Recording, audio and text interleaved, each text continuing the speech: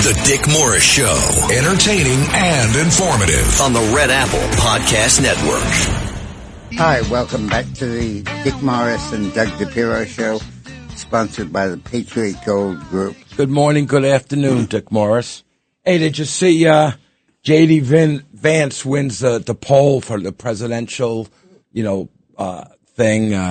53-35 with Marco? Yeah, I found that was a very weak performance for Vance, though. Rubio has been gaining, and for Rubio to be only 10 or 20 points over 50 is a weak performance. If I were Vance, I'd be upset about that. Really? I thought that was a good thing. And it's a survey of CPAC, so it's the activists of the activists. And he should be winning that by 30 or 40 points, not by... It's because Marco's so strong in general. That's right. You know? But look, there's a fundamental question I want to start with. Why, with Iran at war, why, with oil prices soaring, why, with the economy slowing because of that, and why, with TSA basically on lockout. Or lockdown, like you wanted to say. Yeah, on lockdown. And the line so long that it seems that the airports they've replaced the homeless shelters. And fundamentally, everybody is locked out. Why, with all of that happening, is Trump higher than he was 2 months ago? Because he's picking. Why is Donald Trump? Democrats still are leading Trump on who should control Congress, but it was a 6-point lead in January. And now it's only a 3-point lead. So they're losing. So the Democrats have moved down over the last 2 months, and Trump has moved up month after month. I know the answer, but I'll let you continue. Yeah. So the question is, why is that happening? Well, because Trump picked and he chose what he needed to do, whether it was Iran, ICE, the border, and the Democrats basically had to jump into that defense mode. They could not be on the offense with anything. They're not on the offense with anything. That's a great guess. Isn't that a great guess? Yeah. I made up my own words. The point is that the Republicans and Trump are choosing their issues. They're choosing to confront illegal immigrants. They're choosing to fight in Minnesota. No kings and no, those are Democrat issues. I'm saying that the fight. They're choosing what fight to go to. The Republicans are choosing what fight to fight. They're choosing to fight on the ICE being too powerful or not. They're choosing to fight on the issue of should illegal immigration be allowed or not. This makes no sense. They're choosing to fight on the issue of should we be in Iran in the first place? They're choosing to fight on the question of should we have a war in Iran? I have a question. I have a feeling I know the answer to also, but you need to tell me. Just like you always say, when the left loses, they go further left. Right. Is that what this is? Yes. Them choosing these things are far less friggin' things that they shouldn't choose, because if they had common sense, they would say Americans want the borders tight. They want to be safe in the street with ICE. Not with ICE, just safer in the streets. They want to get rid of this tyrant in Iran and Venezuela, and now. So is that your same strategy about the left that they use? It's the effect of that strategy. The Democrats cannot choose their issues. They get dragged kicking and screaming into opposing ICE. They get dragged kicking and screaming into not funding ICE in the middle of a war on terror. Literally screaming. They get dragged into a war with Iran, fighting Iran, which used to be and still is really our number one enemy. ever since the Ayatollahs took over. We hated Iran. In 89 or whatever that was, sure. So, 79. So the Democrats are handed their issues essentially by their base, and it's not their choice. Poor Chuck Schumer is not an idiot who sits there and says, oh, I don't like to fund ICE. Or not a moron who says, I want...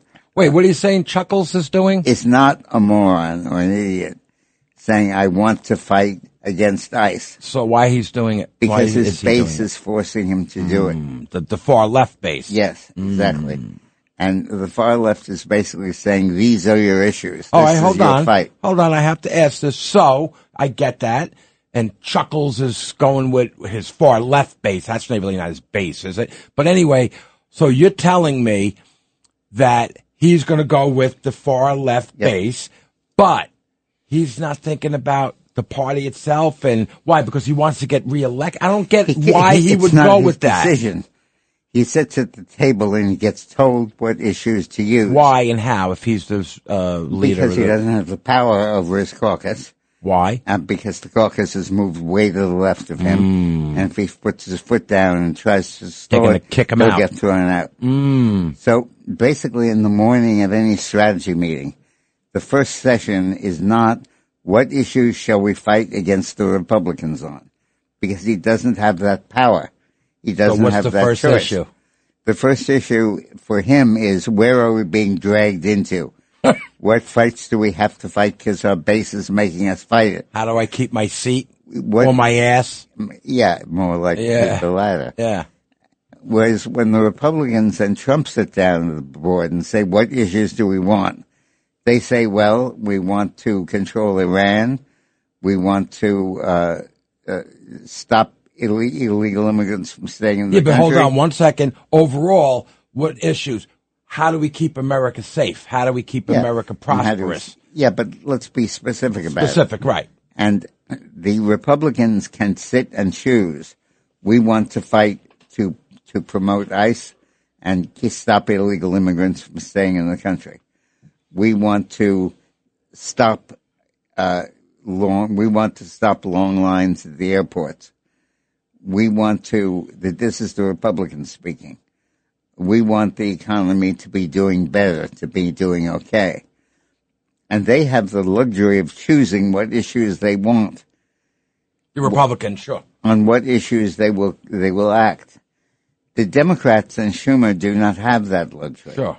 They're dragged kicking and screaming into their issues by their base. So, you think that once again, common sense, which shouldn't be in the same argument here.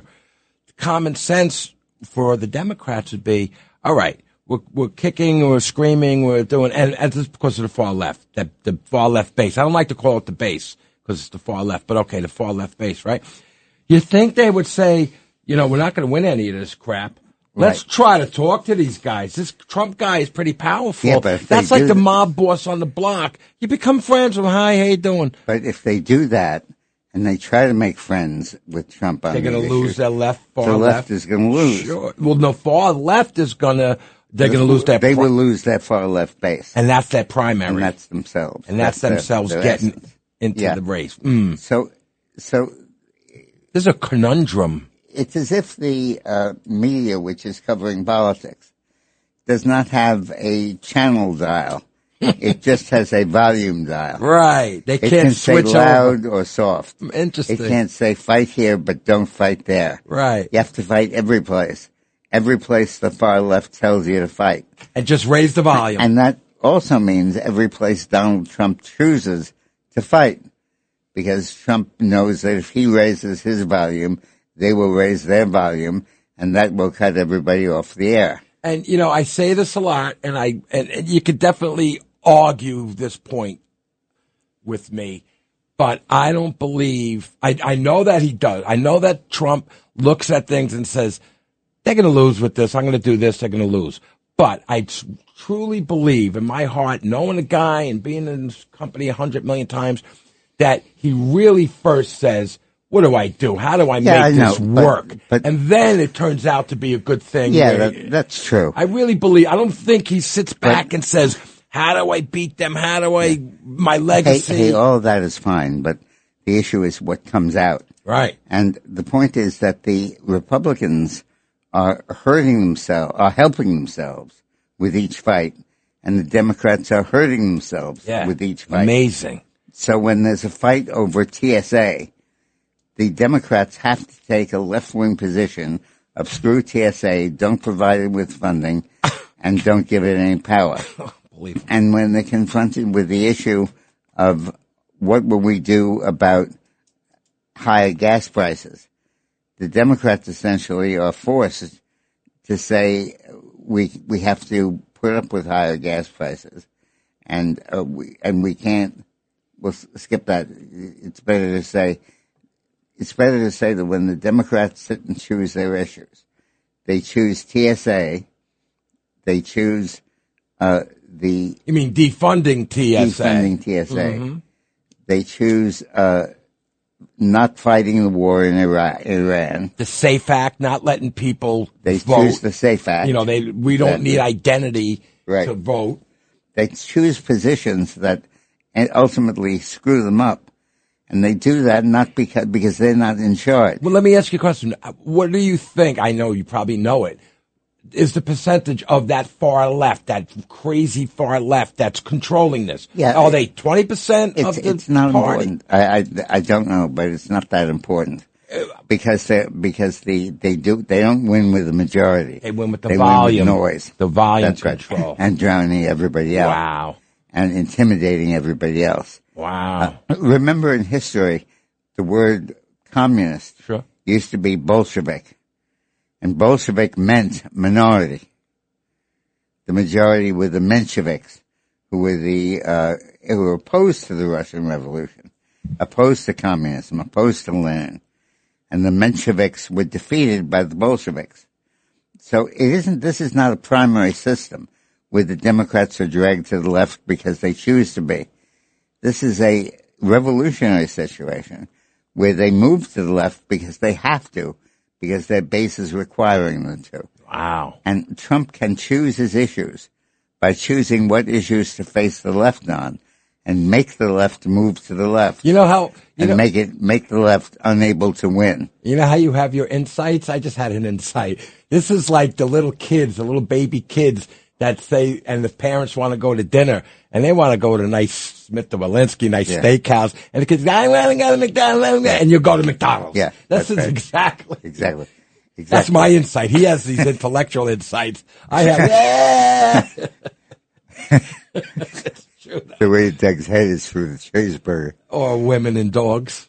But not dogly, women and pets. So that's why all of these fights are helping and not hurting Donald Trump. And the media doesn't understand. For example, gas prices.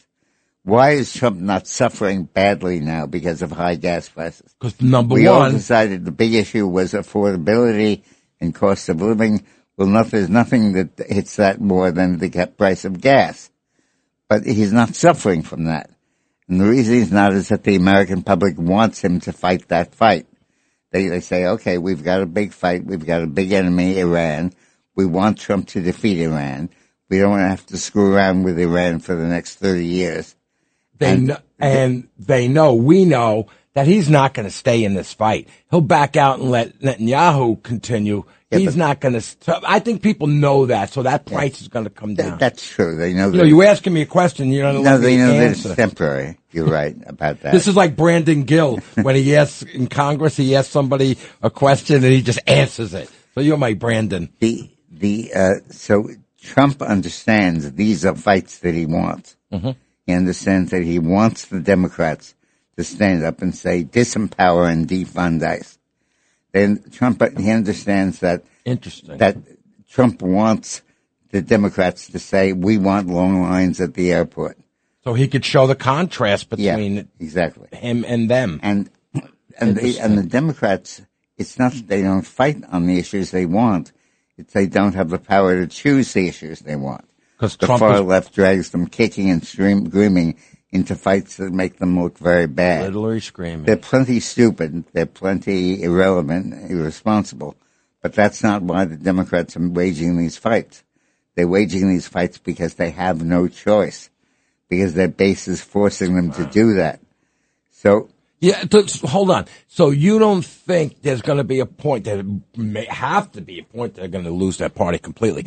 There's a point where some of the common sense, middle of the ground Democrats are going to say, oh, God, stop this. I mean, how would they do that? How would that happen? And they'll lose. They'll put up a candidate and he'll lose his primary. That's it. Their leader will be voted out of office. It's a vicious cycle, basically. Yeah, exactly.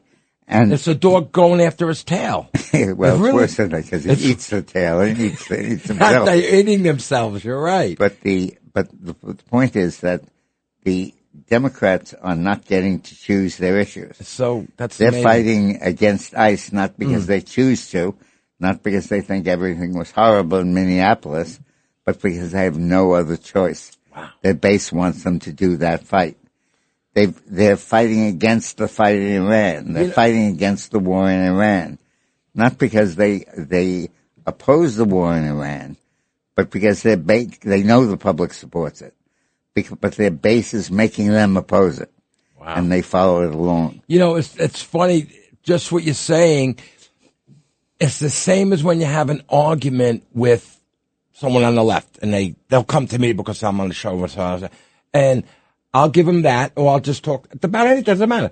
They will just quickly go to Donald Trump sucks, so I hate Donald Trump. They don't have they don't have an argument, right? And even in the people on the seat, Schumer, he doesn't have pick something and try to do it. So I used to be a Democrat, and I used to be one of the key people in their strategy meetings, and I can see myself in the strategy meeting. And I would. You mean right now? Yeah. Yeah. But flashback. Sure. And I would be saying, don't oppose ICE. Don't oppose the funding for ICE. You did it with Clinton. You told them the welfare reform. Don't support the people in Minneapolis who are standing in front of ICE. Don't oppose the war in Iran. People realize there are high prices. They realize all that. But they're willing to pay that price. They've been happy to pay that price. And is that where because the objective is worth it to them. Is that where you would get stepped in a lot of it, or Stephanopoulos, whatever his name is, and to oppose you in that meeting, or Carville, or one of these guys will come at you and say, you're wrong, Dick Morris, and then you would have to go, Charlie would have to go to see Clinton on the side? Well, yeah, but because Clinton was smart, and ultimately Clinton would be correct about the fights that he chooses to fight. Right. Here the Republicans are not correct about choosing to fight these fights. They're saying that... First of all, they don't have a Dick Morris there. They used to. They fired him. That was 40 years ago. Yeah. They used to... The Democrats can't sit down and choose the strategy and choose their issues to fight. They're being forced by their base to basically take Iran's side. Wow. They're being forced by their base to basically take the side of the illegal immigrants. Okay, new question. All right, like I said, whatever. Why can't Schumer, whatever, because they're going to lose their left, the far left base. Why is and I think I know this too. Why is the far left base choosing to be with Iran? Because who they are. It's their fundamental reason to be. They are part of them. It's who they are. Right. And it's not that the dog chooses to eat the dog food. He has to eat the dog food. That's the only way he can live. So the left has got to go ahead on these isures. So that's what you get. And that's your metaphor. That's your example. He has to eat the dog food. And I think that the result is that Trump is looking at a radio dial with only a volume knob. No, they only have the volume. But they can only control the volume. Right, he can control the stations. He can make it what station. Right. He can make WABC, right. WABC2, WABC3. So when the strategist in the Republican meeting says, we're being okay in Iran, we're being okay with energy prices. If we have to put boots on the ground temporarily in Iran, we can survive that. And the left forces their leadership to take those positions. And they end up being unpopular and they end up hurting them.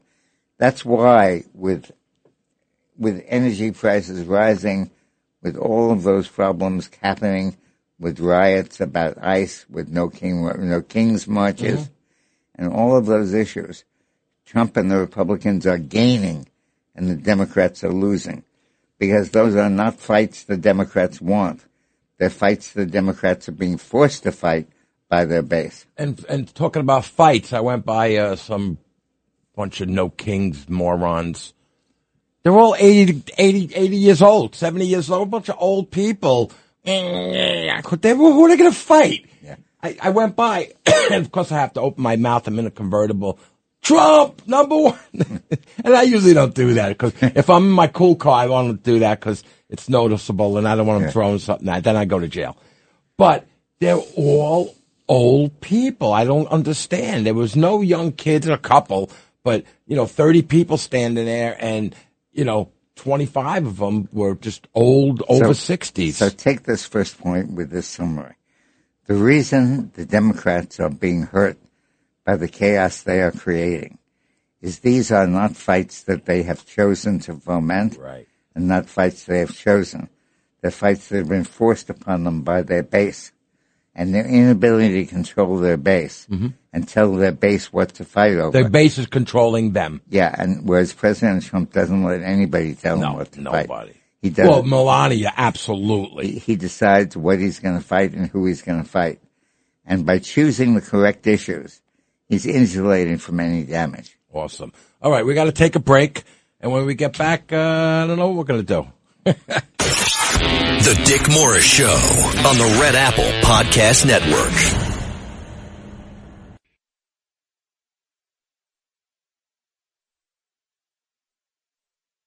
The Dick Morris Show, entertaining and informative on the Red Apple Podcast Network. Dick, what show is this, Dick? I'm sorry. I think it's the Dick Morris Doug DiPirro Show. Welcome sponsored to the by. Morris, Doug DiPirro I have to say show. welcome. Sponsored by the Patriot Gold Group. Hi, Jack Haney. Okay.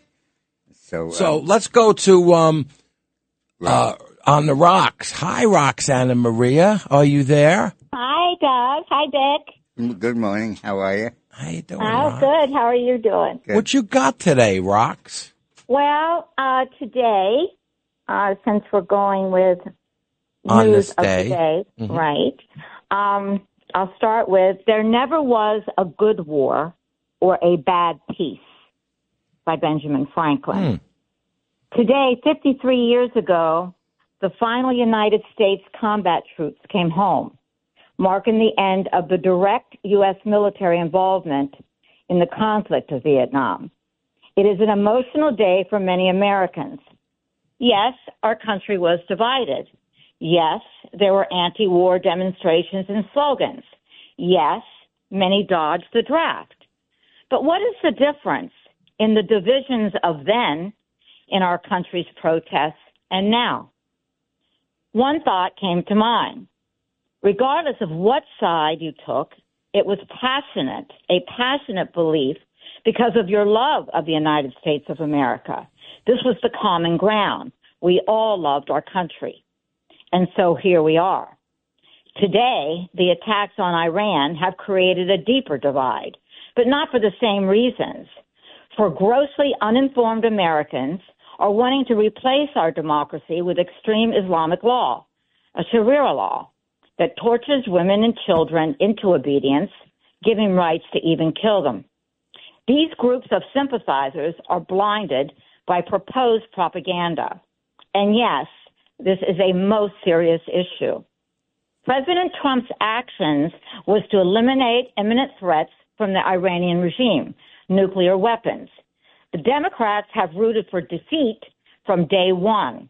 Even now, the Iranian regime's rhetoric is echoed by elected Democrats, and others follow.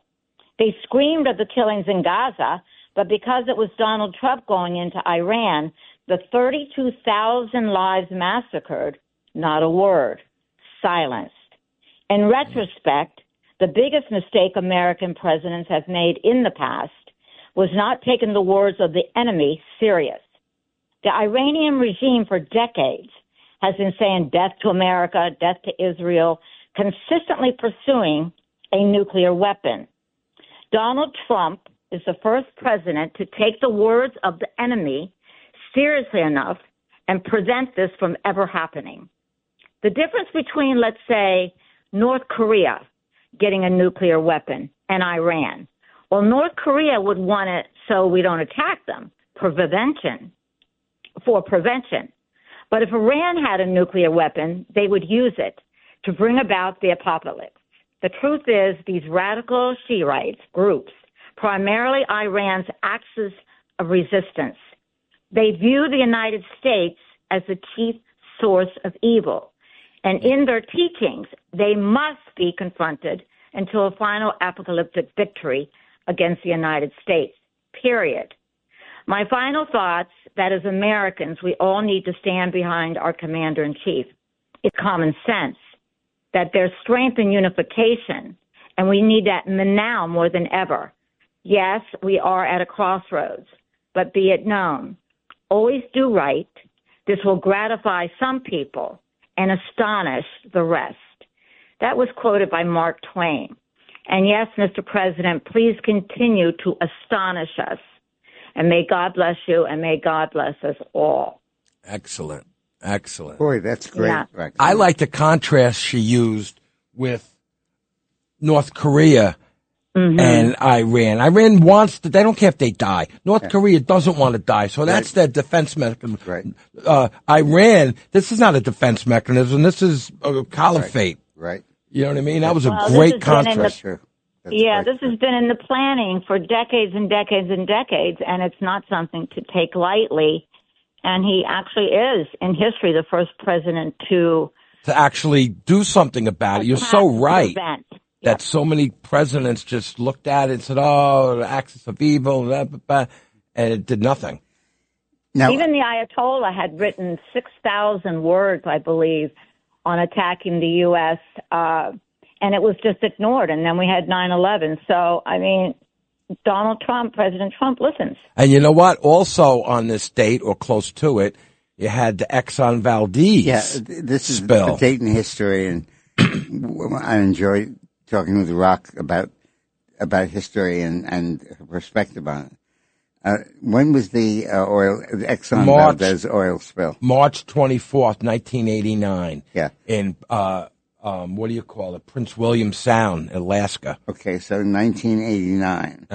So that's, 30? 90 is 10 and 36, so 37 years ago. Yeah. And it was the worst, it was the largest and the most ecological disaster ever in U.S. history. And was probably the last big oil spill we'll ever have. Well, they ended up redesigning the ships, a double hull, number one, so if it got broken, it had to go to the second hull.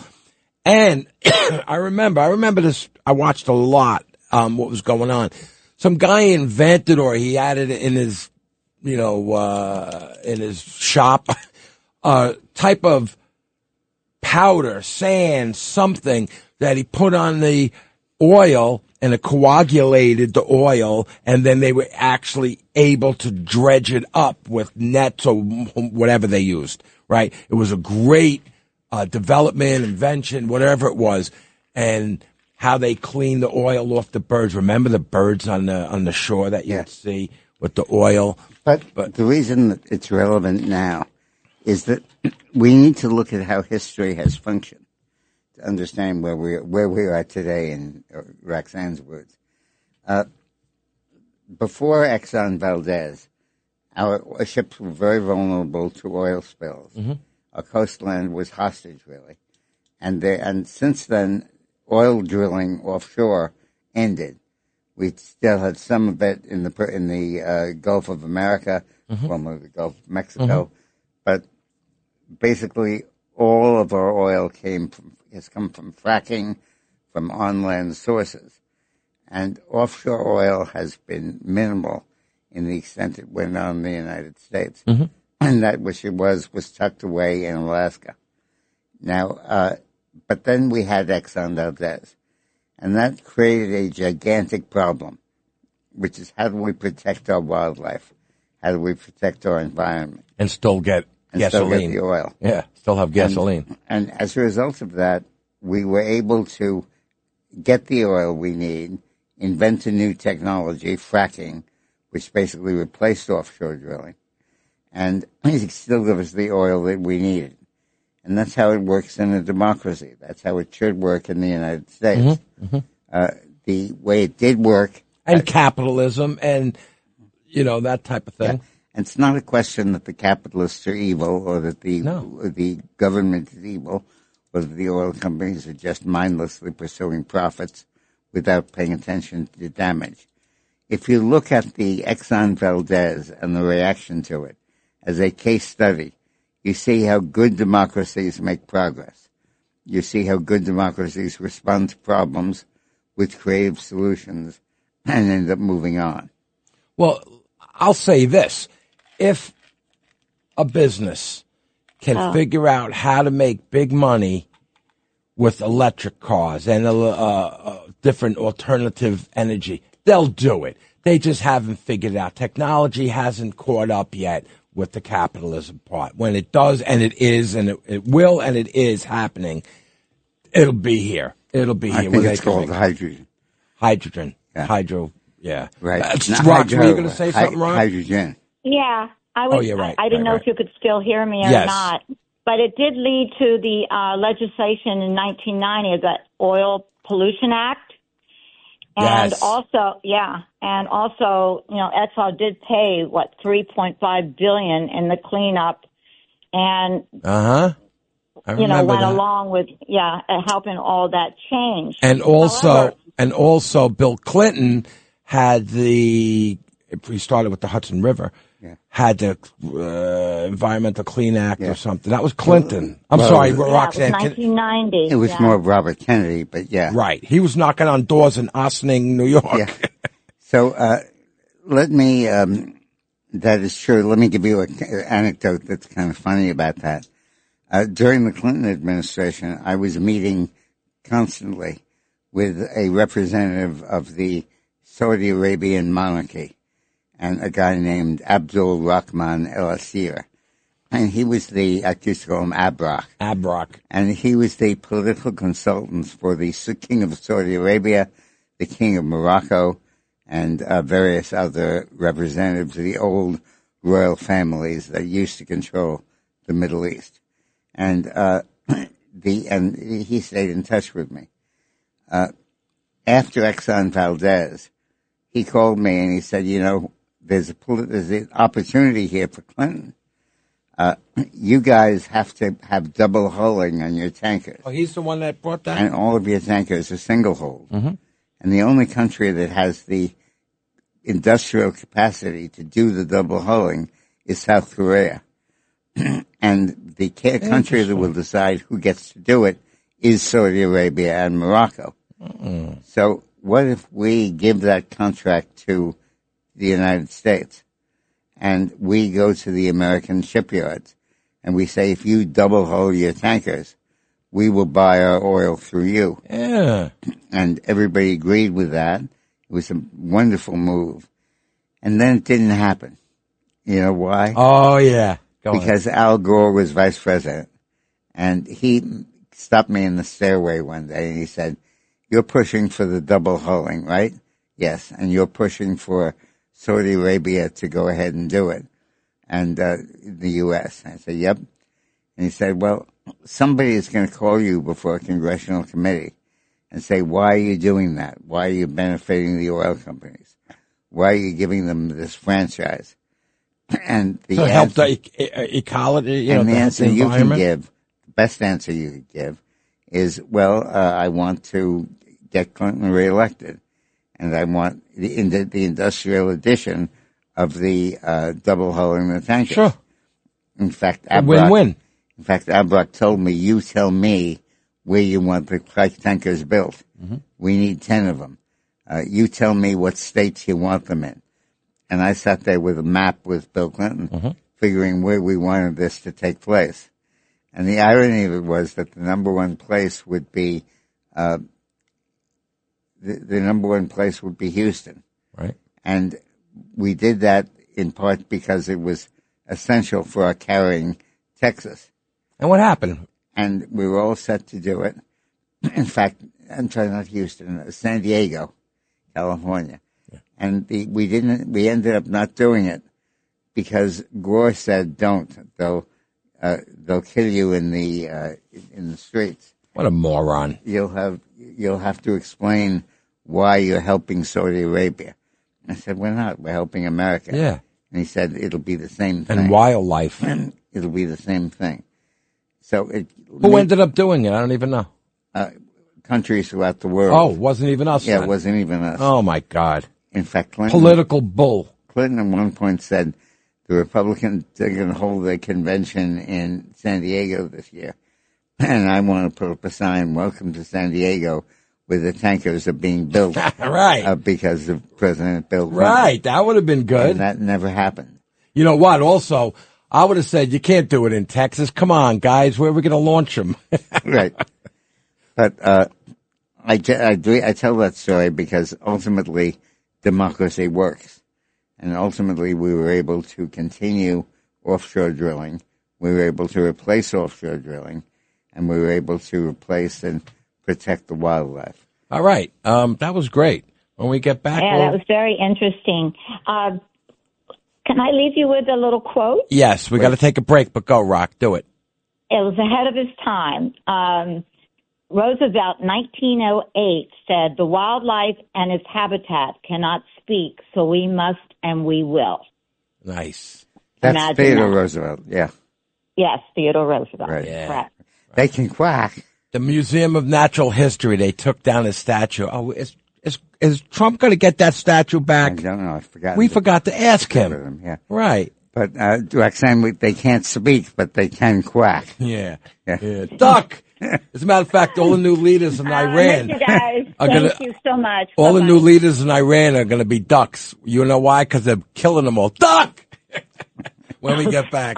The Dick Morris Show on the Red Apple Podcast Network.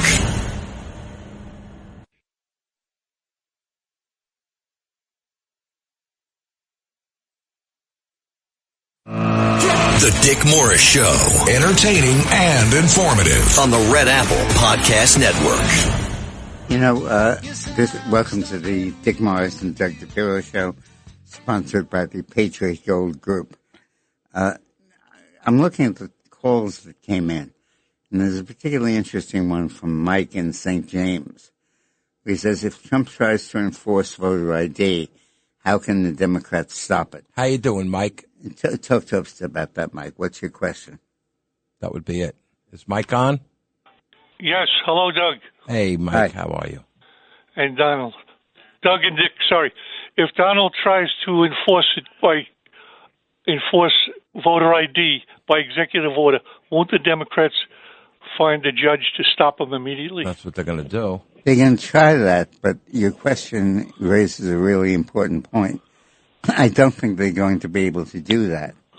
First of all, it's one thing to allow someone to vote, and the second, another thing, take away the ballot once you've given it to them and once you've allowed it to them. Usually that takes place after the election. What do you mean?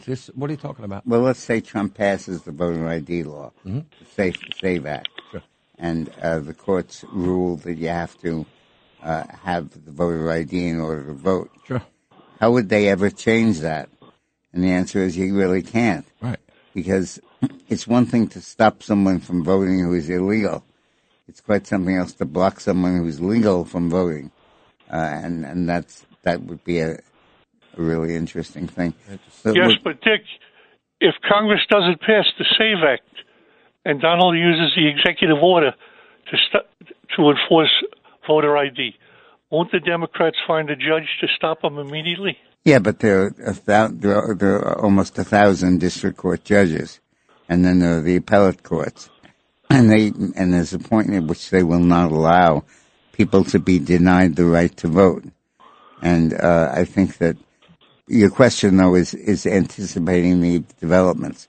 Let's talk again in 2 or 3 weeks when we see if that's what Trump is doing. But it's a brilliant insight. Even if the courts get involved, they will speed it up where it ends up in the Supreme Court. before the... And they'll have to because the elections are imminent. That's what I mean. Let's go back to the Middle East and talk about that. Thank you, Mike. Something really interesting is happened in the Middle East. The Iran decided to attack the U.S.-UK base at Diego Garcia. And they tried to attack it with what were believed to be 2 intermediate-range ballistic missiles.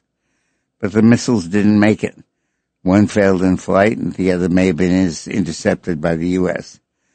But it shows why Trump was justifiably concerned about the Iranian ballistic missile threat before launching Operation Epic Fury, if they could potentially reach that distance.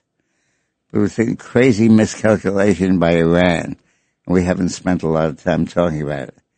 It's going to lend more evidence to the threat they were and still are.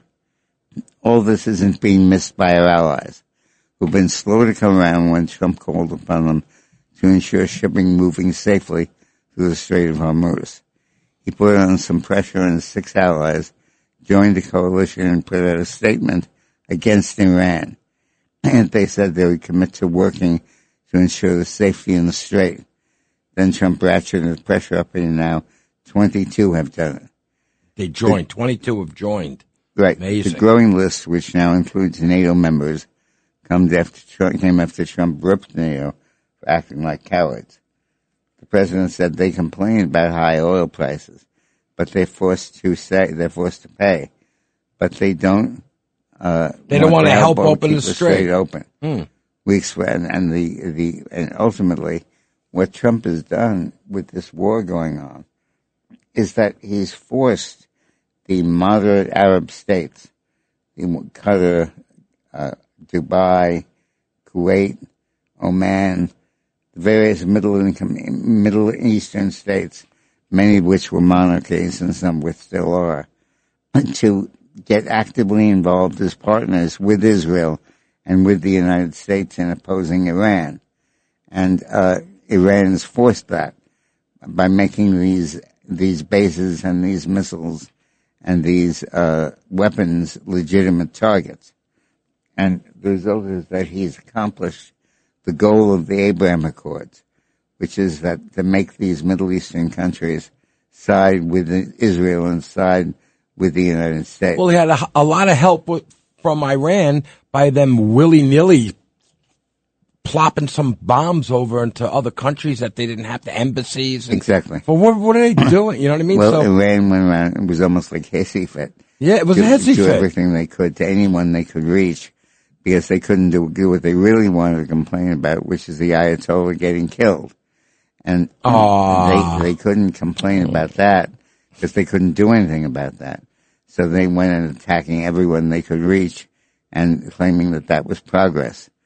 But it has largely achieved the objectives of Israel and of the United States and of the Abraham Accords by forcing these countries to work with Israel and with the U.S. And you're talking about the United Kingdom, France, Germany, Italy, Netherlands, Japan, Canada, Republic of Korea, New Zealand, Denmark, Latvia, Slovenia, Estonia, I can't even say half of these, Norway, Sweden, Finland. All of these countries are coming on board. Yeah. That's amazing. Well, it is one of the huge accomplishments of the war against Iran, because the war, it has forced these countries off the sidelines and into the war. And that's been a huge objective of the United States. Not only has Iran lost its navy, we've sunk it. Not only are they losing their security forces, we've defeated them. Not only don't they have a leader because we keep assassinating them, but Iran also lacks allies and has forced all of the allies in the Middle East to help Israel and help the United States by their conduct. It's almost like they were complacent until right now. All these countries said, let's leave it alone. Yes. It's like the left does here. Leave them alone. Why bother them? And now all of a sudden they see bombs coming over to them, even though they had nothing to do with it early on. And now they're back. Now they're back in Trump. And by the way, New John said to me early on that he's our guy at the station. I call him New John because he's the new guy here. Said that Zelensky said that he has information that Russia is sending information to Iran about our military and where they are and where our bases are, where our Navy ships are. So Russia's getting involved too on the other side. Now, also interesting going on in D.C. is with all of the focus on tariffs and on the deficit, there are two senators, one Republican, Kevin Cramer from North Dakota, and then Democrats, Angus King, who's independent but is really officially a Democrat, and David McCormick of Pennsylvania and Gary Peters of Michigan, all Democrats, introduced a resolution in the Senate this week calling for the setting of targets of reducing deficits to 3% of the gross domestic product.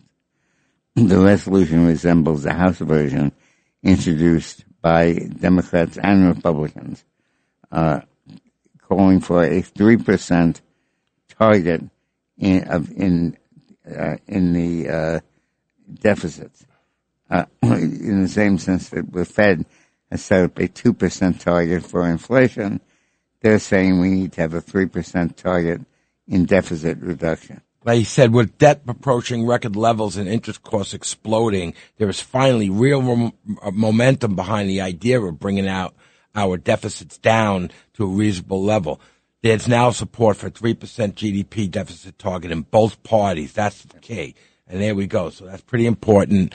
And we got to take a break. Yeah. And we'll be back in a minute. The Dick Morris Show on the Red Apple Podcast Network.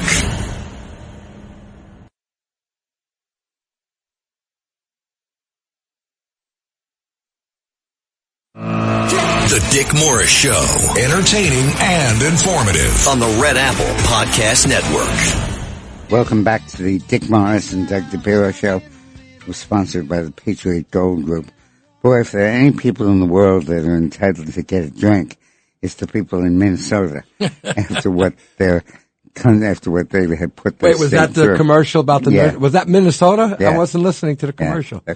It said senior citizens in Minnesota want the right to serve. I would agree with that. Why not? At their assisted living place. And they earned it. They live long enough. And they've earned it. Yeah. Okay, I'd like to talk now a little bit about an interview that Peter Navarro did. Love that guy. Which basically explains Trump's trade policies. He said we've done two things. One is we've gone from simply the commodity, take steel, to expand to what's called derivative products, derivative articles. Because what we learned in the first term, Trump's first term, is that if you put tariffs on steel, for example, the people outside our borders will do that also. And they'll start making stuff with steel and bring it in to evade the tariffs. Mm-hmm. So we handle that with derivative articles. But if you think about what we do, steel, aluminum, copper, pharmaceutical chips, critical materials, and that list continues to expand. So over time, what you wind up with is getting the equivalent of the tariffs the court just threw out and then applying them to each of the new products using different sections of the law. There's a lot of hand-wringing, and a lot of people said, well, you can't do that. But these have been ratified, and they're very, very powerful and important. Jameson, the Secretary of Trade, is working through that list in a fantastic way.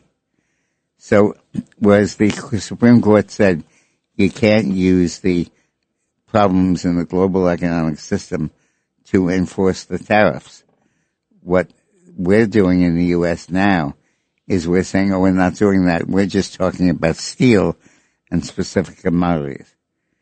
The reason why we do that is the World Trade Organization's rules are perverse in that they've set up a system going back decades. This is Peter Navarro speaking. Something called the most favored nation way to set tariffs that allowed the rest of the world to charge us systematically higher tariffs. And because the dispute resolution mechanism is broken, that allow the rest of the world to impose systematically higher non-tariff barriers. And we lose our jobs in our factories and our defense industrial base. And Donald Trump going back in history, channeling Alexander Hamilton, challenging William McKinley, challenging Henry Clay, is basically adopting an America First policy with protection against unfair trade practices makes us stronger. It's not predetermined, but it's all been negotiated. And the beauty of the situation is that we have the best negotiators sitting in the White House. Mm. These deals are being made, and the important thing is when the deal gets done, what happens is there may be a lowering of the tariffs that everybody else gets, but we get things in return. It's customized depending on the country at hand and depending on what their different strong suits are. So we get a different set of concessions from Japan versus Korea versus other nations, and that's the way it works in the U.S. But remember again, it's first principles here. Why do we have tariffs in the first place? The tariffs are in response to a set of unfair trade practices. And every country, it's like fingerprints. They cheat us in different ways, right? But the common denominator we have left with every country cheating us is some level of a trade deficit. So the rule here with reciprocal tariffs is that the bigger the trade deficit we have with a country, the higher the tariff is going to be. Because the goal was to eliminate the trade deficit, which continues to be a significant national security threat. This is Navarro again. I mean, trade deficits year to year aren't bad, but trade deficits for decades are toxic. They drain the lifeblood out of a nation. And again, I think that is something that everybody should agree on and can agree on, regardless of party. And if you run what is the equivalent of like $18 trillion of trade deficits over the decade, and see the things they claim, see the claims that pile up on our assets. We're going to have to. That's a prescription for poverty. We got a hard break. We'll finish this up right when we get back. Good. Sorry about that, Peter. The Dick Morris Show on the Red Apple Podcast Network.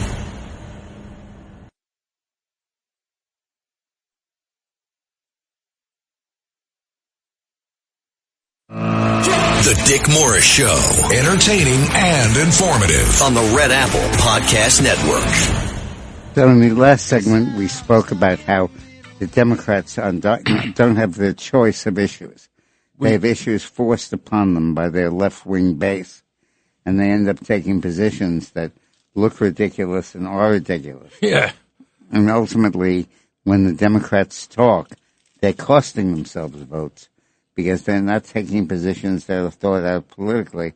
They're just doing whatever their screaming constituents want. They're bumper stickers. And we have no better example of that than the issue of whether TSA staff members should have masks. Yeah, President Trump on Monday prominently rejected a core Democratic demand in negotiations to reopen the Department of Homeland Security by declaring that immigration and custom enforcement officers should be allowed to wear masks to protect their identities during enforcement operations.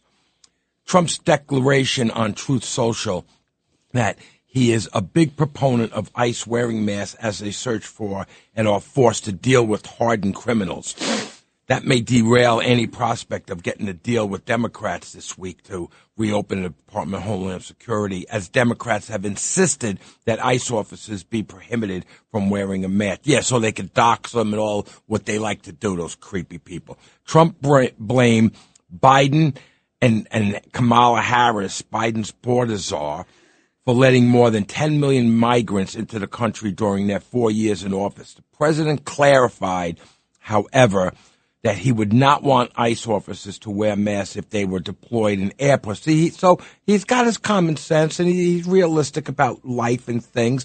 So he said, the president clarified, however, that he would not want ICE officers to wear masks if they deployed in airports to help ease the massive congestion at security lines by high rates of absentee among TSA workers during the shutdown. So sorry to interrupt you. Thanks. So let's just get this straight.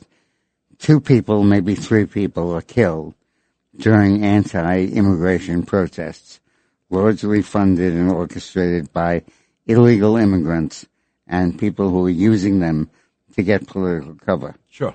And the ICE then is sent in to try to get these people and get them thrown out of the country. Mm-hmm. And the ICE agents say, hey, wait a minute, if we're going to do this, don't put our faces on national TV. Because they're criminals. They're hardened criminals. And we don't want our families to be killed and endangered. Right. So they could be cartel and those kind of people, too. Or just Democrats. So now Trump is saying, I would greatly appreciate no masks when helping our country and the democratic mess caused at the airports, etc. A ban on masks has been a core Democratic demand, along with the requirements that federal immigration officers obtain a judicial warrant before entering a private home since Homeland Security funding lapsed. Senate Democratic leader Chuck Schumer on Monday said Democrats are not going to bend on their demand that ICE officers be required to show their face. Now, why would he care about that much? He only cares because his base wants them. Right, because his base wants it. They want to dox these guys, and they want people to go to their houses. That's what it's about. So anyway, we're not going to give in fundamental things that every police department does. Identity. No. Police don't wear masks. This is Chuckles' mask, he said in an interview, right? So basically, I want to know whose side are you on? Again, that's the point.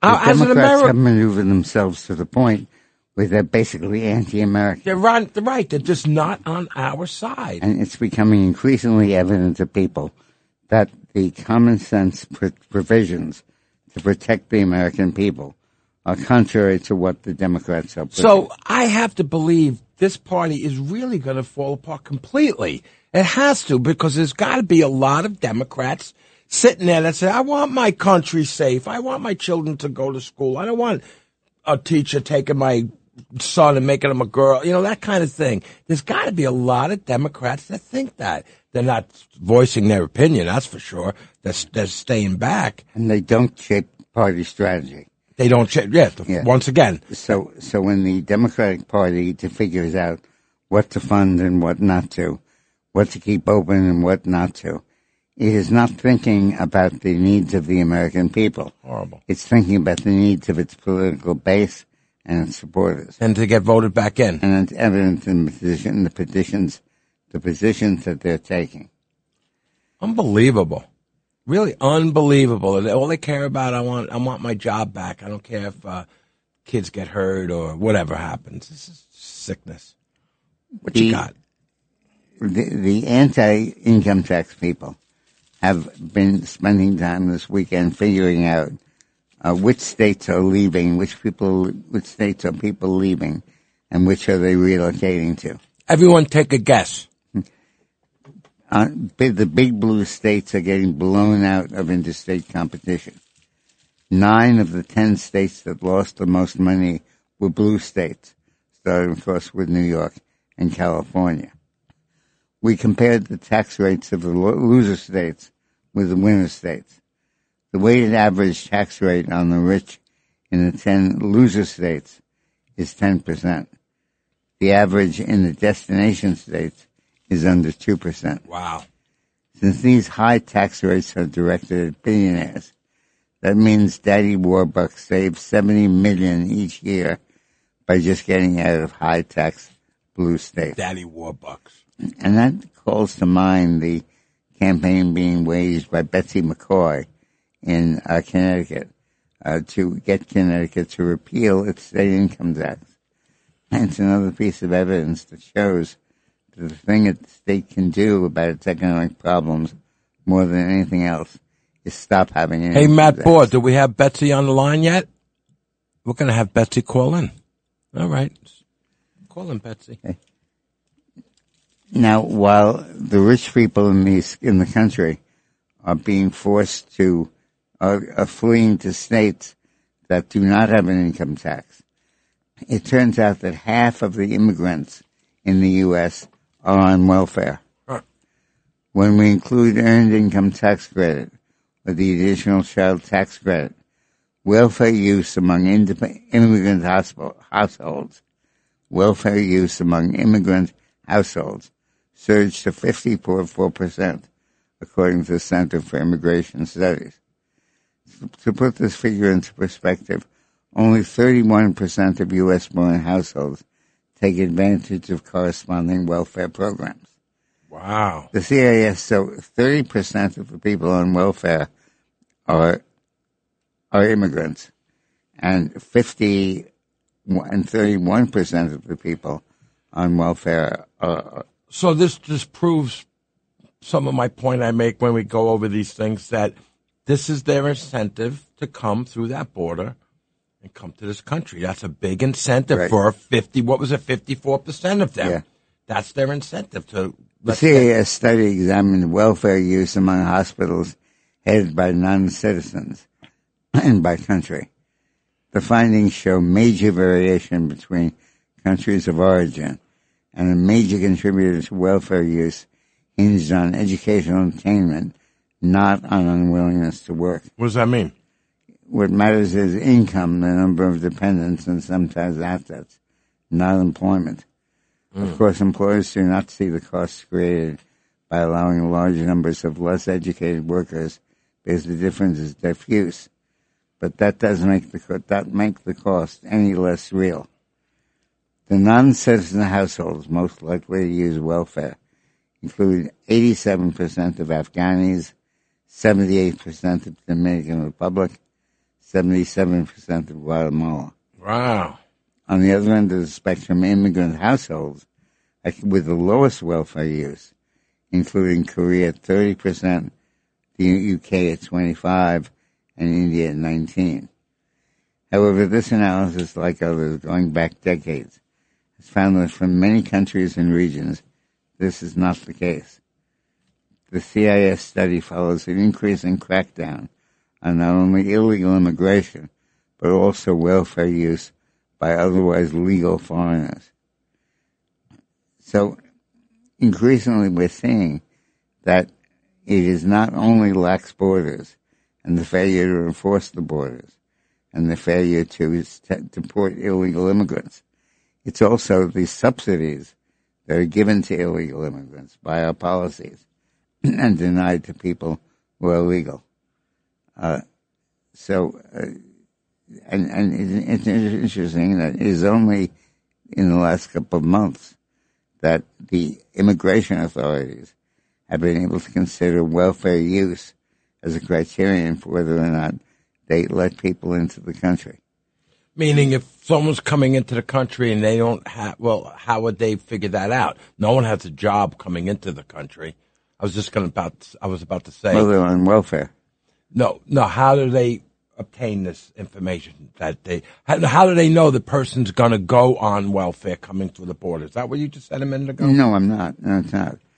The CIS study follows an increasing crackdown, not only on illegal immigration, but also welfare use by otherwise legal foreigners. Got it. A slate of new policies in 2025 that seeks to limit welfare use by non-citizens. Announced in September that it would be more meticulously weed out green card applicants who've used welfare or other taxpayer-funded resources, meaning migrants on welfare should not expect it to be a pathway to citizenship.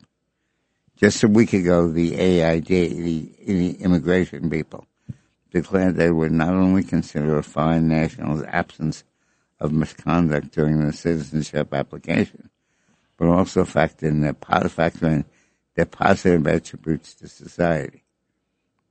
The administration also advised in September that American citizens sponsoring migrants who end up using taxpayer-funded benefits would be held financially liable and even possibly face criminal charges, placing all the more pressure on foreign nationals to quit using taxpayer-funded assistance altogether.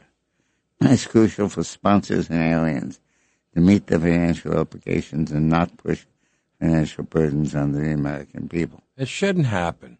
We shouldn't have that burden. So this is really the other half of the coin. We'd like to focus in the immigration debate on people who swim the Rio Grande or people who come here illegally. because they are able to do it because they want to get away with it. But these people are also being incentivized by programs that subsidize them once they get here. And that's a huge motivation for taxpayer-funded services. Democrat-led states have continued to dole out major taxpayer funds to the foreign-born population.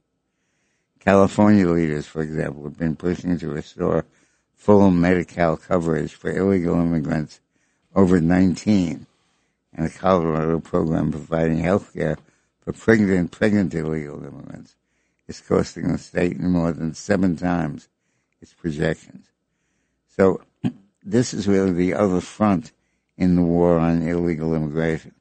That is legal immigration that's being subsidized by federal and state programs. And we're basically paying for people to come to the United States. Where's California going to get their money to pay this? They don't have any money left. Yeah, right. You know? I don't know what they're doing. Yep. Now, a big fact that's going on is, of course, when we win the war in Iran. And we will. Yes. When is the decision that the war is over? Well, but I'm not going to go over the story yet because we've got 1 more minute, and we have Betsy on the line, which will when we come back, because we only have 1 minute left, so we'll get it on the way back. But this Iran thing, I got to tell you, the problem is like the terrorists in Iraq, whatever. Even though we destroyed them somewhat, we hurt them. They get their little cells that are sleeper cells. Right. That's what we have to. I don't think they're as big anymore like they were back then. I think our guys are a little focused on that. But we did have 20 million people come through the border that we don't know who they are. Yeah. So this war in Iran is going to be over soon.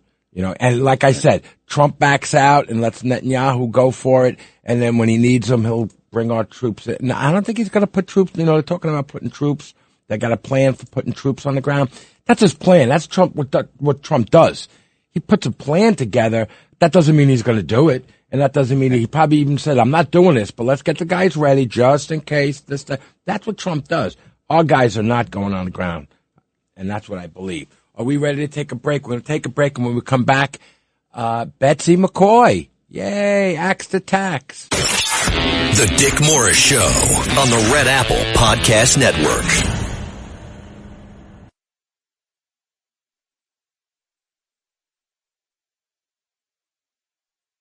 The Dick Morris Show, entertaining and informative on the Red Apple Podcast Network. Welcome back to the Dick Morris and Doug DiPirro Show, sponsored by the Patriot Gold Group. We have the great Betsy McCaughey on the other line. Hi, Betsy. How are you? Well, I'm just great. I just got back from Dallas.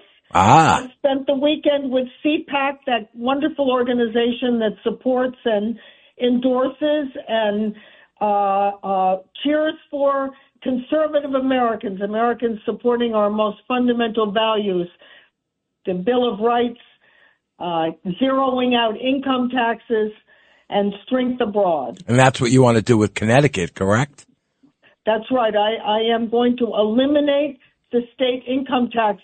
And, there's a lot of misunderstanding about how. I keep hearing that people think, well, she's going to blow a huge hole in the state budget. Half of the budget is provided by the income tax. So many people will suffer as a result. No.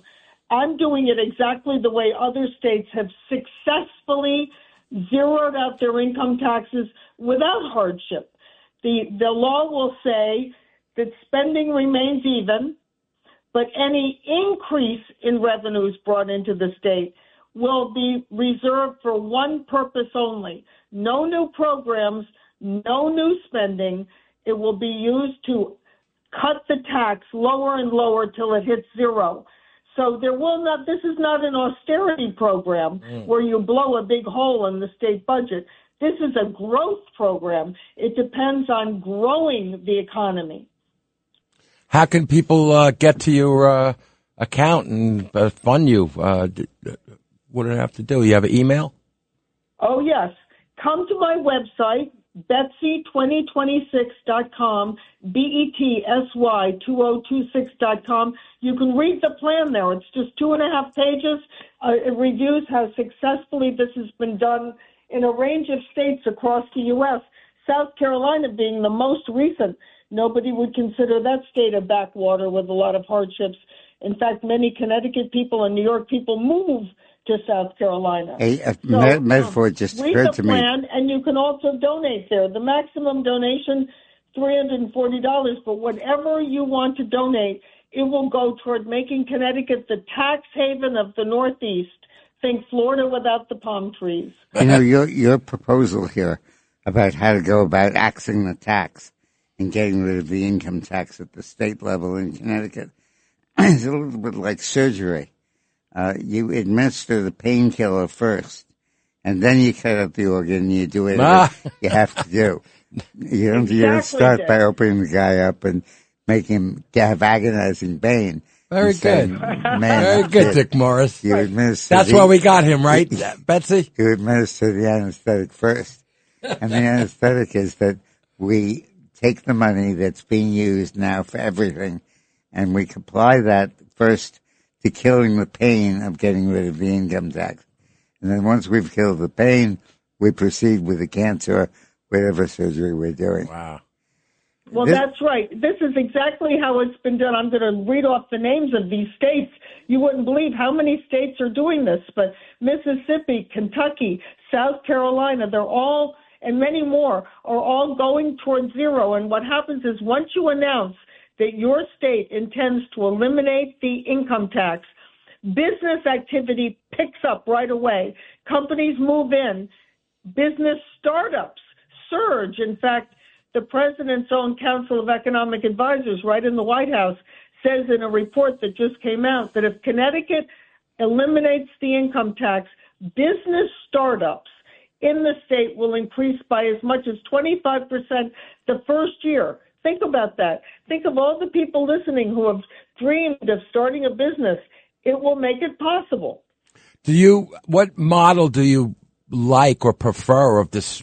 What state that has cut this income tax? Is there a certain model you like best? Yeah, Oklahoma has done a great job, and the bill that I will submit will be very much like the Oklahoma or South Carolina bill, two very successful states. But the important thing to know is this is not Pollyanna pie in the sky political rhetoric. People say, "Oh, she promises to eliminate the income tax. Wait till that happens." The fact is, it can be done. These other states are doing it, and it's a very practical, fiscally responsible, gradual way of doing it. It might take 5 years, but that's what leadership is, looking ahead and starting a plan to improve the state. And look at the contrast between New York City and then you become governor with this guy raising taxes and doing what he's doing. People come right to Connecticut. And spineless Kathy Hochul, who's kowtowing to him again and again. Actually, what I'm going to do is stand on the Connecticut-New York border and say to all those companies and families, come on over. We're open for business in Connecticut. You should put one foot in Connecticut and one foot in New York. That's right. I could stand in Amenia, for example, a charming little town in New York. Beautiful. Put one foot over in Lakeville or Kent, Connecticut, and say, come on over. I love it. So do you have any fundraisers coming up that people can go to?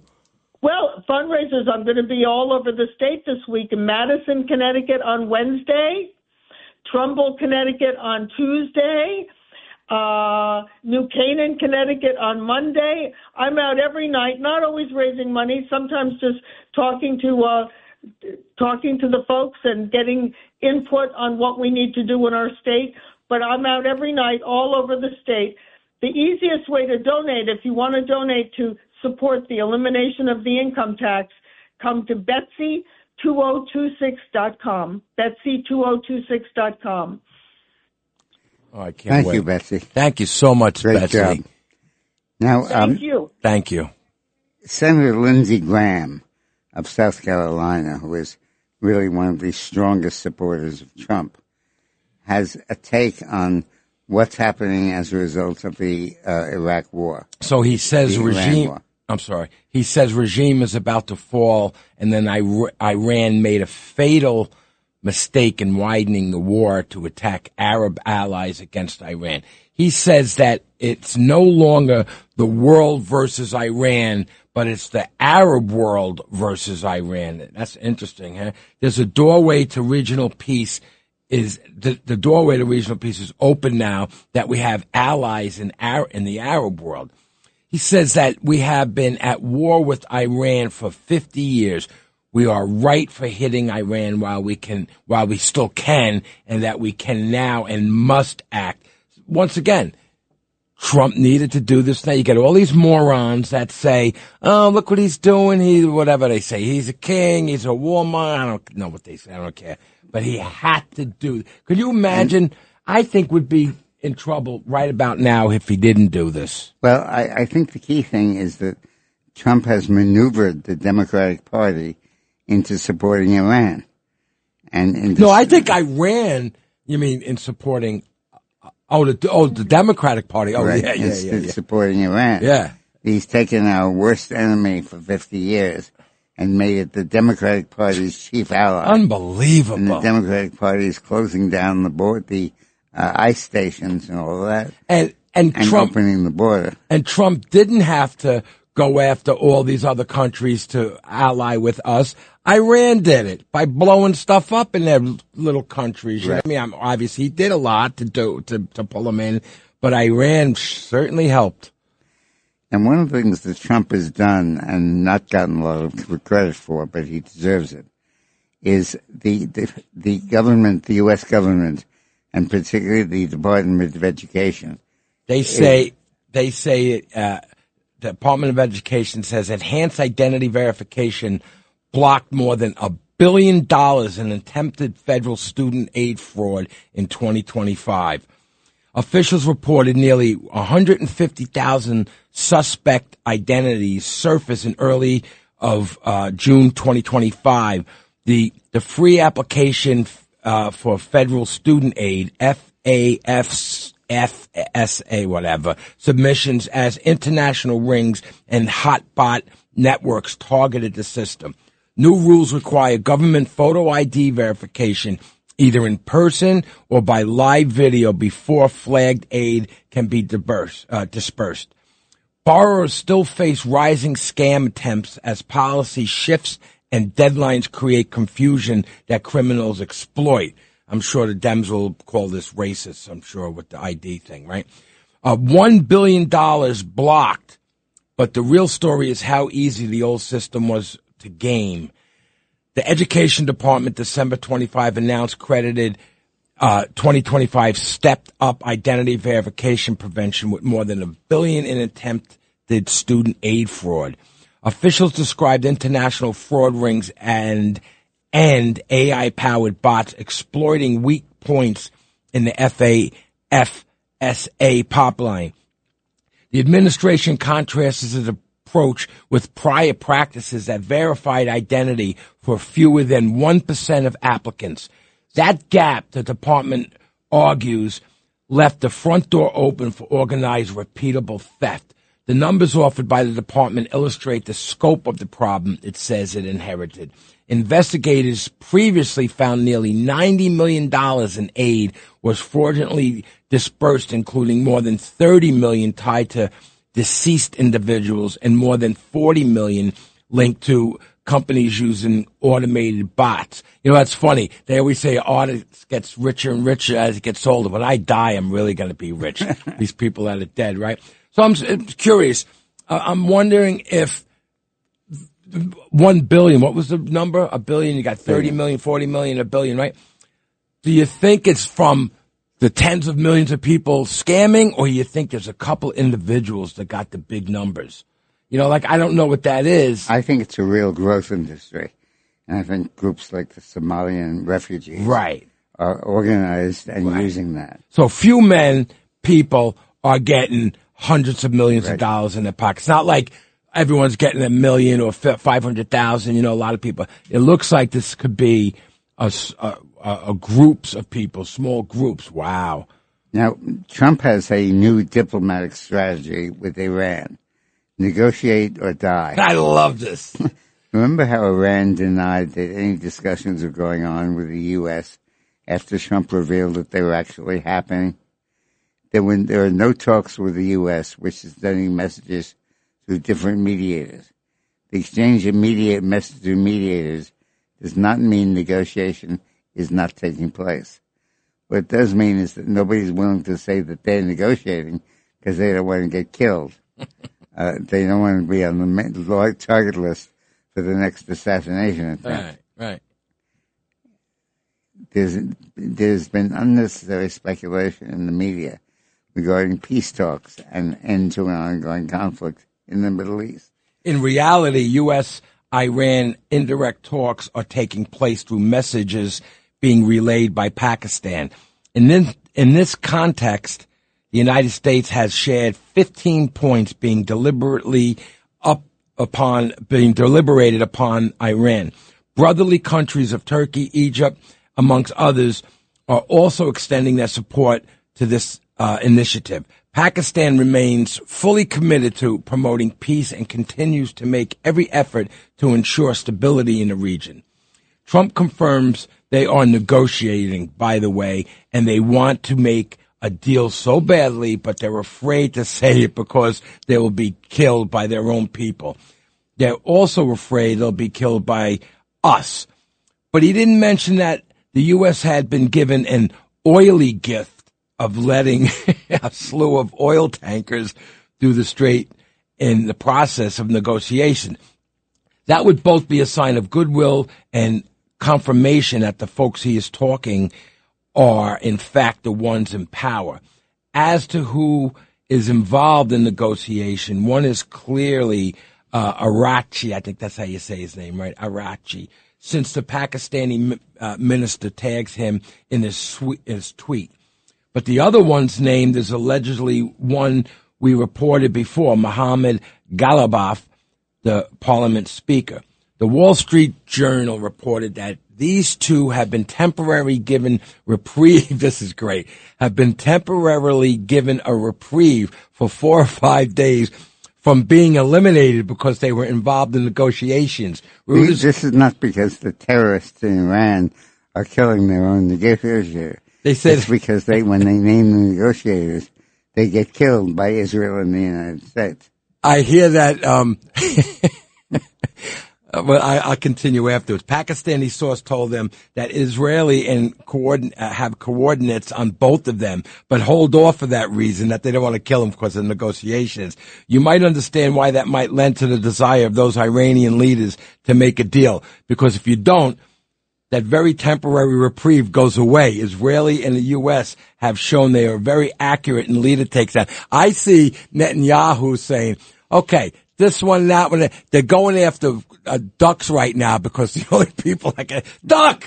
You got a duck! Please tell us who. And the Iranians are probably calling Netanyahu. Where are our next leaders, by the way? Because Netanyahu knows where they are. It's a great incentive to negotiate. If you don't negotiate, we're going to go ahead and kill you. And if you negotiate badly, we're going to kill you. Yeah. In fact, it's kind of interesting. Just raise your hand, yes or no. Imagine being a politician in Iran trying to take power, but worried that if you do, you'd be dead the next day. It'd be a funny skit for Saturday Night Live to have an ejector seat. Yeah. Yes, I'll do it. Boom! Let's vote. And then 17 of them get ejected. We're going to do a comedy show. All right, Dick, where are we going?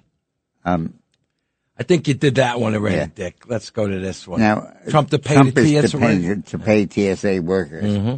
Again, this is a situation where the Democrats are taking a position that is politically indefensible, financially indefensible, but politically necessary to them because it's the only thing they can do. They don't want to pay the TSA. They want to be able to tell their political base that we're closing down ICE, we're closing down the TSA.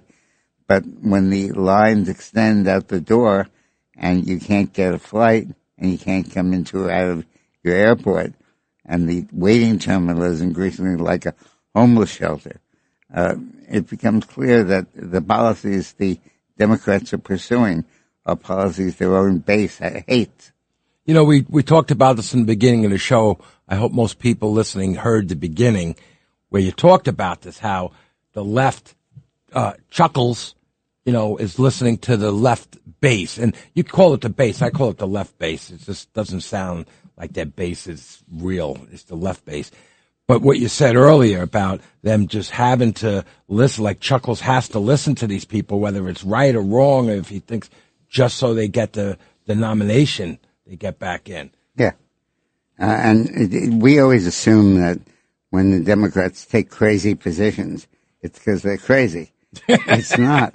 It's because they have to take those positions because the same positions have been taken by Republicans. Yeah, but you got to jump to why the crazies, the ones that are starting these positions, and then the moderates have to take that position. That's what you're talking about right now. Why the moderates take these positions, because they have to. But you still got the crazies way left that are forcing these positions and the moderates on them. Don't get campaign contributions. Right. They can't get their names on the ballot. They can't get nominated. So that's why I think this party's going to implode. It has to. I don't see it coming back. How's it going to come back? Well, we'll see. But the important point here is that the Democrats are consigning themselves to the ash heap. Trotsky said the ash heap of history. And yeah. Really is what they're doing. Now, part of this is while the lines at the airports are around the block and people are being unable to get in and out of the country, Trump wants to pay the TSA workers. And the country wants the TSA workers paid. Wasn't Musk going to do this? Did he say he was going to? There's so many categories of TSA workers. The screeners, the people who handle the baggage, the people who look at the tickets and all of that. But on Thursday, Trump announced that he'll sign an executive order to pay thousands of TSA employees after negotiations over Homeland Security funding stalled out.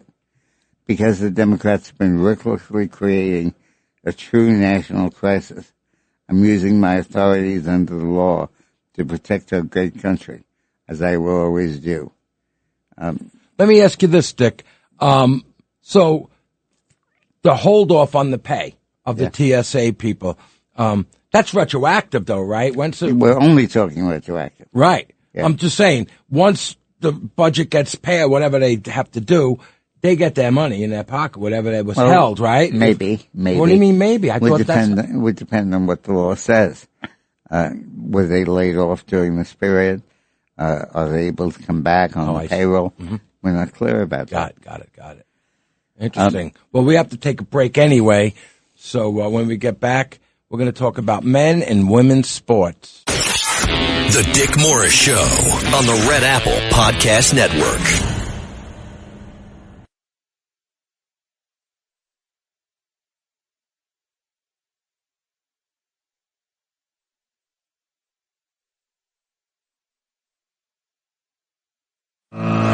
The Dick Morris Show, entertaining and informative on the Red Apple Podcast Network.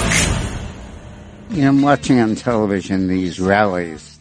This is Dick Morris with Doug DiPirro. And I'm watching F1 race on the other television. And everybody is saying that everybody's saying that they want to defund ICE, that they want to stop the enforcement of this stuff. But these are essentially pro-Iranian positions. Right. These are people who are basically saying, I'm going to oppose the efforts to keep violent people out of the country. I'm going to oppose the efforts to make sure that we're protecting Americans.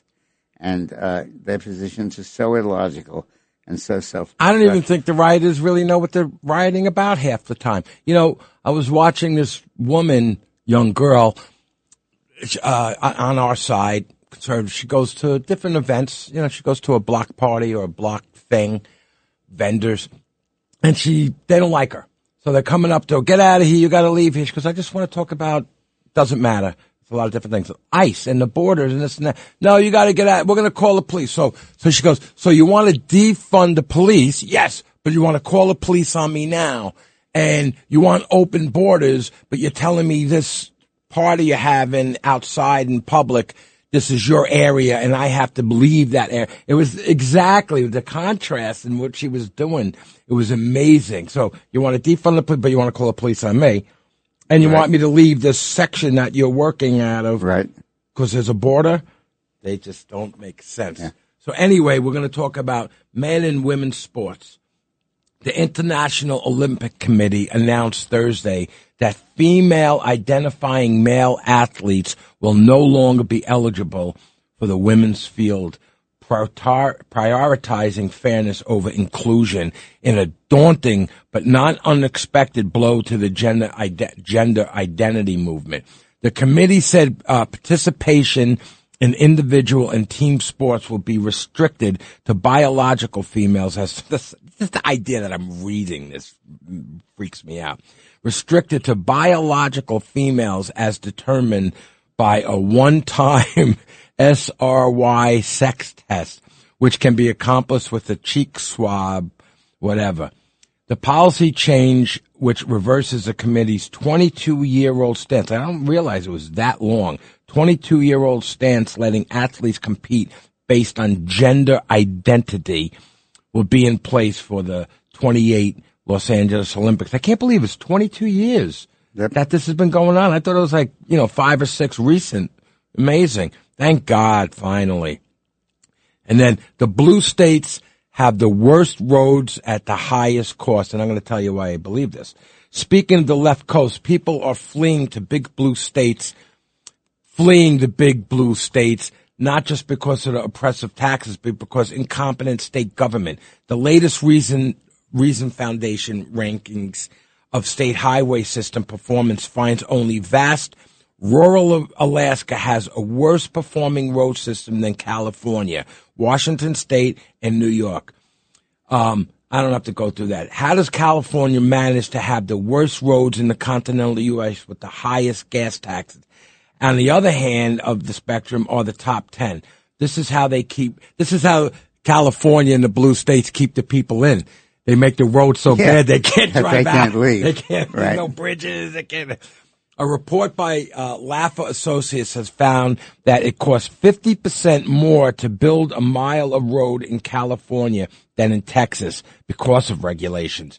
Good roads are one of the government services most people are willing to pay for, but in many states, taxpayers are now paying a fortune for terrible results. It's unbelievable that they're not building the bridges. You can't leave. Yeah, that's right. This is like the Hotel California. Yeah, California. You can check out anytime you like, but you can't but leave. You can never leave because the roads are so screwed up. You can't leave. And all these sanctuary cities, they're breeding grounds for crime. Sanctuary cities create staging areas for illegal immigrants, criminals, and their violent spillover into neighborhooding jurisdictions that do try to cooperate with federal. So the neighbors want the government to come in.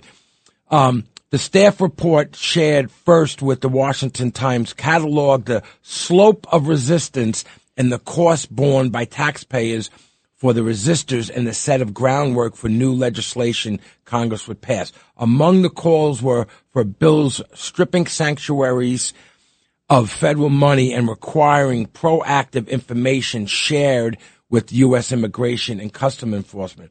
The report also urges the Justice Department to figure out ways to charge officials in sanctuary jurisdictions with harboring unauthorized immigrants for obstruction of justice. There you go. Trump on Thursday slammed the Supreme Court and federal court judges after they ruled against his efforts to freeze $10 billion in funding to blue states. The president in December announced that his administration was freezing funding to Minnesota after widespread welfare fraud was exposed in the state. In early January, the Health and Human Services sent letters to 5 blue states announcing a temporary freeze on funding for child care and social services funding.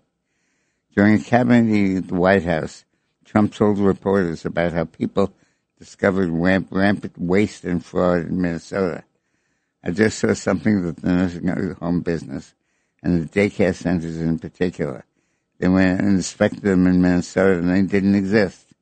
They're knocking on the door, they're knocking on the door. Happens to be a young man, a nice young man. Nick Shirley. They've done a very good job. They're knocking on doors. It's like homes. They're paying hundreds of thousands of dollars to people who don't exist. Ugh. In California, it's worse. It's even worse. I spoke with Russell Voigt. I said, Russell, didn't they send him any money? He said, we have a court order that we can have it. Can you believe it? The judges really are hurting this country. So our Judge Justice Roberts doesn't like it when I say it, but the judges are really hurting this country. And frankly, the justices, the Supreme Court has really hurt our country too. I had to add that little bit of Trump's, what he was saying. Now, the impact of all of this is that the Democrats still lead in the midterm polling. Because they're the party out of power, but the lead has dropped significantly. Well, we have to take a break, and we're going to come back. And I don't think they're going to do well in the midterm. I don't. Yeah. I don't think so. I think they're going to get wiped out. I think I maybe wiped out. They're not going to win just because the economy's getting better. This Iran thing is going to fade away slowly. It'll still be there, but it's not going to be so big.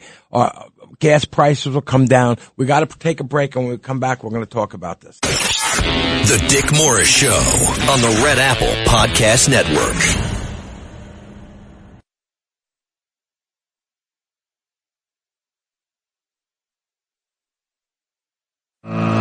The Dick Morris Show, entertaining and informative on the Red Apple Podcast Network. Welcome back to the Dick Morris and Doug DiPirro Show, sponsored by the Patriot Gold Group. Before we get into the midterm thing, I want to go to Sandra in New Jersey. See, Sandra, even though we were going right at that midterm thing, but we need to speak to you. What's up? Oh, thank you. Thank you, Douglas. Well, I resent all these no king protesters. You know, they don't realize how lucky they have it to live in this country.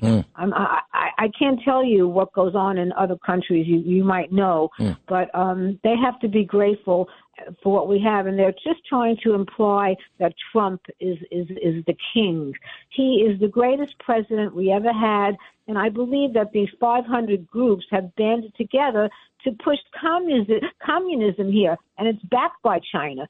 So we have to count our blessings. We have to be grateful for where we live, and we have to be grateful that we have Donald Trump as our president. And one day when I have time and you can let me share, I'd like to say what's going on in the hospitals of China, but I won't say it today. But it's pretty bad. It's pretty frightening. Yeah. Thank you, Sandra. Thank you, Sandra. Yeah. The Democratic Party continues to lead Republicans in the battle to control the House of Representatives, but by a smaller margin than 2 months ago.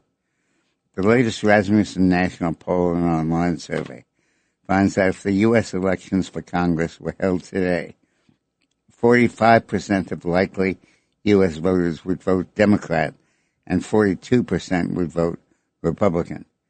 The advantage of the Democrats is down to 3 points since January, when they led by 6 points. The position for Republicans is still a net 6 points worse than before the November 24 election. But like I said at the very start of this show, it is amazing that when you look at the TSA being closed, the riots going on in different cities, all of the problems we're facing, Trump is actually gaining. And he's gaining because I think the Democrats are facing the worst set of issues you could imagine. We're facing Iran, the global leader of terror, but the Democrats won't fund the agency charged with fighting terrorism. And we'd rather shut down the entire government and give it the money to do its job. And now Trump says Cuba is next. President Trump on Friday said Cuba is next during the speech at an investment forum in Miami, during which he touted the successes of the U.S. military action in Venezuela and Iran.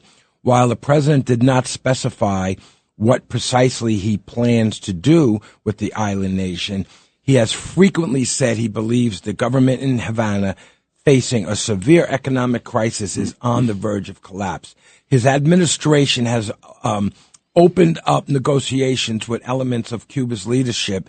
Duck! In the recent weeks, while Trump himself has hidden that kinetic action could be possible. Dick is cracking up over there.